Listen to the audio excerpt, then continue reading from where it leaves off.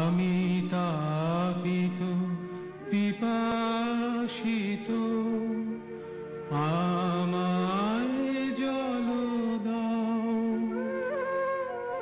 আমি শ্রান্ত,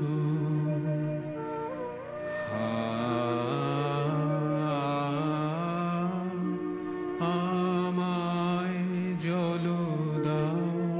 বৌদ্ধ সন্ন্যাসী আনন্দ দারুণ তৃষ্ণায় এসে দাঁড়ালেন প্রকৃতির কূপের কাছে। পানের জন্য একটু জল চাই যে তাঁর।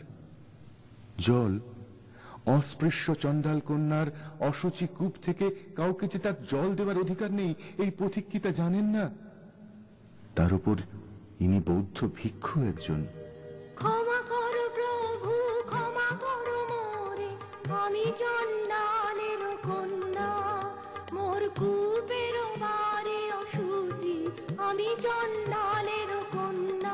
তোমার দেব জল হেন পুণ্যের, আমি নহি অধিকারিণী, আমি চণ্ডালের কন্যা।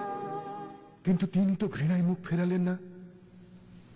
সৌম্য মূর্তি সন্ন্যাসী স্নিগ্ধ কণ্ঠে বললেন, যে মানব আমি, সেই মানব তুমি কন্যা।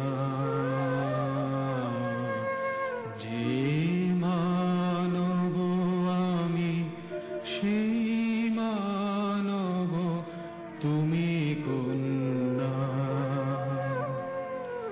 সেই বাড়ি তীর্থ বাড়ি, যাহা তৃপ্ত করে তৃষিতে রে, যাহা তাপিত শ্রান্তের স্নিগ্ধ করে, সেই তো পবিত্র বাড়ি। জল দাও আমায়, জল দাও।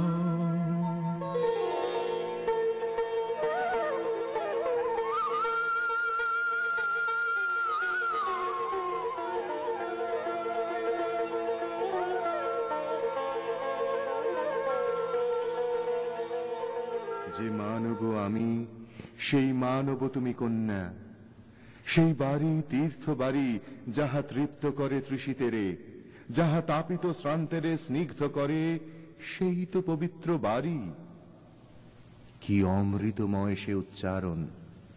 কম্পমান প্রকৃতির হাত থেকে জল এসে পড়ল পিপাসিত আনন্দের করপুটে।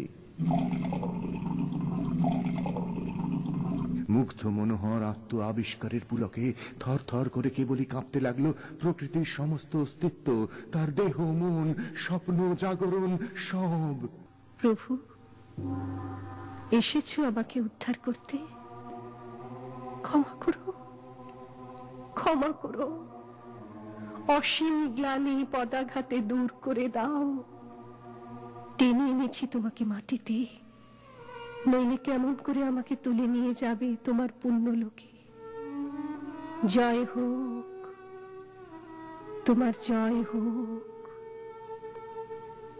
তোমার জয় হোক। কল্যাণ হোক তব কল্যাণী,